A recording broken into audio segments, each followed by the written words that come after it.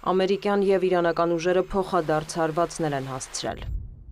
ԱՄՆ կենտրոնական հրամանատարության ուժերը ինքնապաշտպանական հարվածներ են հասցրել Իրանին՝ ի պատասխան ամերիկյան Ապաչի ուղղաթիռի խոցման։ Այս արշավը համաչափ արձագանք է իրանական անհիմն ագրեսիային։ Իրանական զլմների տվյալով հարվածներ են հասցվել Իսլամական Հանրապետության հարավային շրջաններին։ Մի քանի ալիքով թիրախավորվել են Հորմուզի նեղուցի երկայնքով տեղակայված իրանական հոբ համակարգեր, արձակման կայանքներ և ռադարներ։ Ռազմական գործողություններին ընդառաջ Դոնալդ Թրամփն անդրադարձել էր ամերիկյան ուղղաթիռի խոցման միջադեպին։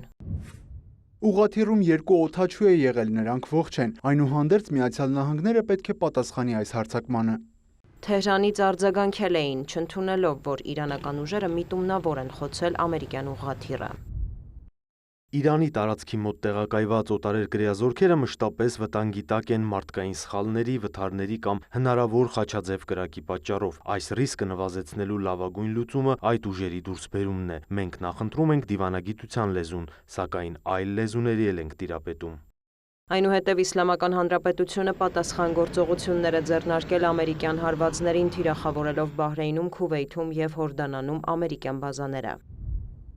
Չնայած մարտի դաշտում կրած պարտություններին, ԱՄՆ որոշել է փորձել մեր վճռականությունը։ Իրանի հզոր զինված ուժերը անպատասխան չեն թողնի ոչ մի հարձակում կամ սպառնալիք։ Եթե անվտանգություն եք փնտրում, հեռացեք մեր տարածաշրջանից։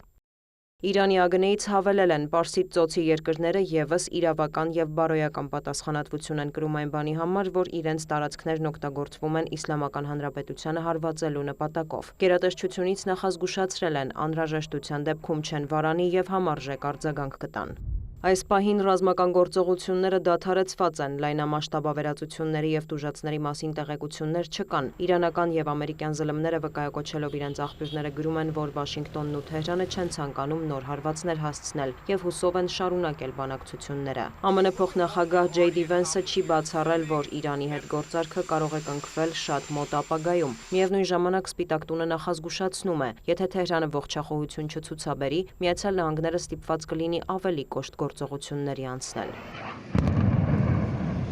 Լարված է իրավիճակը նաև Լիբանանում, չնայած Թեհրանի նախազգուշացումներին և Իսրայելին իրանական վերջին հարվածներին, Ցահալը կրկին թիրախավորել է Լիբանանի հարավը, կոչ անելով մի շարք քաղաքների և գյուղերի բնակիչների տարհանվել։ Կան զոհեր և վիրավորներ։ Հզբոլլահն էլ հարվածել է իսրայելական օբյեկտների։ Ավելի վաղ Իրանը հայտարարել էր, որ չի գնա Վաշինգտոնի հետ գործարքի, եթե Իսրայելը չդադարեցնի Լիբանանի դեմ ռազմական գործողությունները։